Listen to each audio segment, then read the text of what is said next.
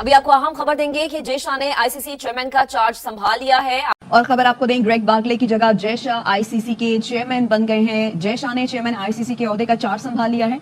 And 35 साल की उम्र में यंगेस्ट एवर आईसीसी चेयर, और वो भी अनअपोज्ड। अभी जय शाह आए 35 साल के, अनअपोज का मतलब है पाकिस्तान ने अपोज नहीं किया।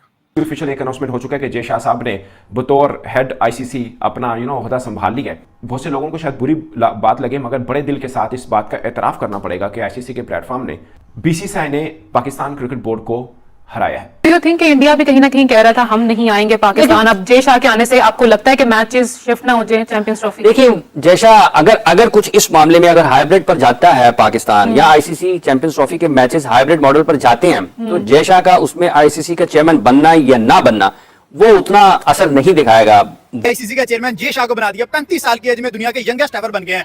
सबसे पहले वाकई कांग्रेचुलेशन। और जय शाह का जो बैकग्राउंड है वो बहुत स्ट्रॉन्ग है। अमित शाह के जो है इंडिया के जिन्होंने पूरे बीजेपी को कंट्रोल कर रखा है, उनके जो है बेटे हैं। दूसरी बात है आईसीसी तो खुद जो है भीख मंगा है बीसीसीआई का, और दाना पानी पूरी दुनिया को पता है कि अगर आईसीसी अगर है तो उसके पीछे इंडिया की क्रिकेट बोर्ड का बहुत बड़ा हाथ है।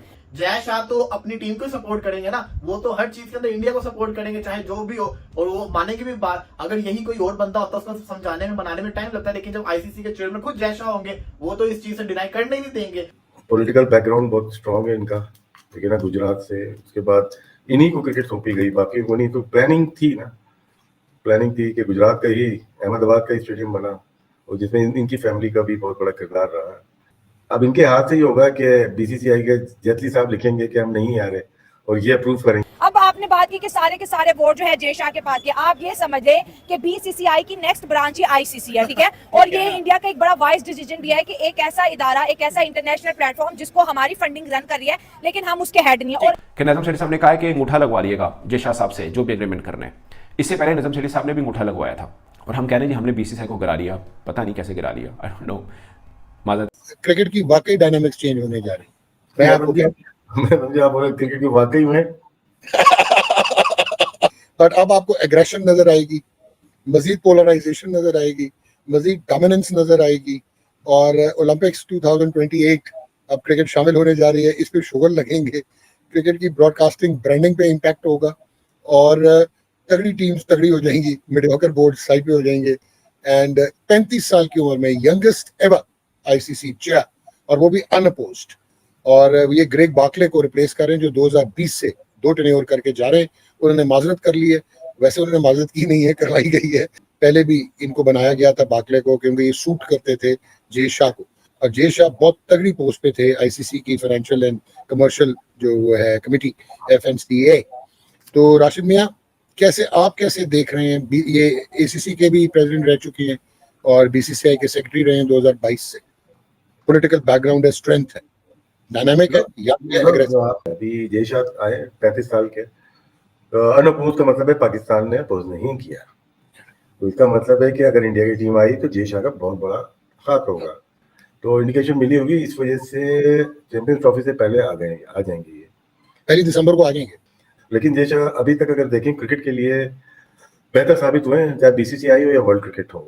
बिल्कुल, अगर हम होता है ना कि तनकीद करने या क्रिटिसाइज करने बैठे हैं तो वो अलग बात होती है, लेकिन मैं सिर्फ क्रिकेट की बात करता हूँ। पॉलिटिकल बैकग्राउंड बहुत स्ट्रांग है इनका, ठीक है ना, गुजरात से। उसके बाद इन्हीं को क्रिकेट सौंपी गई, बाकी को नहीं। तो प्लानिंग थी ना, प्लानिंग थी कि गुजरात का ही अहमदाबाद का ही स्टेडियम बना, और जिसमें इनकी फैमिली का भी बहुत बड़ा किरदार रहा है। तो उसके बाद एसीसी और बीसीसीआई दोनों को देख रहे हैं। आईसीसी में भी थे, फाइनेंशियल देखते थे, और अनअपोज आए, इसका मतलब है कि पाकिस्तान की भी सपोर्ट रही है।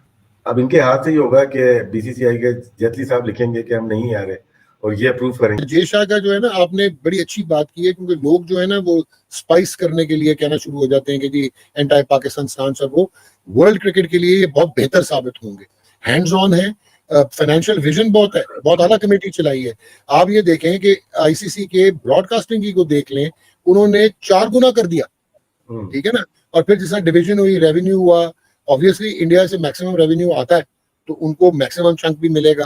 ऑफिशियल एक अनाउंसमेंट हो चुका है कि जय शाह साहब ने बतौर हेड आईसीसी अपना ओहदा संभाल लिया है। बहुत से लोगों को शायद बुरी बात लगे, मगर बड़े दिल के साथ इस बात का एतराफ़ करना पड़ेगा कि आईसीसी के प्लेटफॉर्म ने बीसीसीआई ने पाकिस्तान क्रिकेट बोर्ड को हराया है। ये हमें मानना चाहिए, क्योंकि आप देखिए पहले दिन का मौकफ था कि हाइब्रिड मॉडल के ऊपर तो हम बात ही नहीं करेंगे, बात ही नहीं करने से लेकर हाइब्रिड मॉडल पेश करना, क्या ये मौकफ से हटा नहीं है? मैं मतलब इसमें भारी दिल के साथ सही, बट ये मानना पड़ेगा कि पाकिस्तान आईसीसी प्लेटफॉर्म के ऊपर पाकिस्तान अपने मौकफ से हटा, पाकिस्तान को एक तरह से हार हुई, और ये तस्लीम करना होगा। या तो आप एक चीज का एतराफ कर लें कि भारत का मुकाबला बीसीसीआई का मुकाबला एक्चुअली में हम नहीं कर सकते हैं, क्योंकि ये आखिरी नहीं है, इसके बाद भी बहुत सी मंजिलें आनी है जहां पर इस तरह के ही, हमने तो कहा था कि हम अपने खिलाड़ी जहाज पे नहीं बिठाएंगे, ये हमारा मौकफ था, ये हमारा स्टांस था, इससे हम पलटे हैं और अब हमने एक नया मॉडल पेश कर दिया जिसको आप जो मर्जी नाम दे दें, इसको आप सुनावला नाम दे दें, इसको आप जो मर्जी नाम दे दें, बट है ये हाइब्रिड मॉडल ही। नाम देने से उसकी असलियत नहीं बचेगी। वो ये सच है कि ये हाइब्रिड मॉडल है, वो वही मॉडल है जो पहले भारत भी कह रहा था कि पाकिस्तान अपना मैच इंडिया के साथ दुबई में खेलेगा। अब हमने खुद पेश कर दिया कि ठीक है हम खेलेंगे, लेकिन भारत हम भी नहीं जाएंगे। कि नजम शेठी साहब ने कहा है कि अंगूठा लगवा लिएगा जय शाह साहब से जो भी एग्रीमेंट करना है। इससे पहले नजम शेठी साहब ने भी अंगूठा लगवाया था।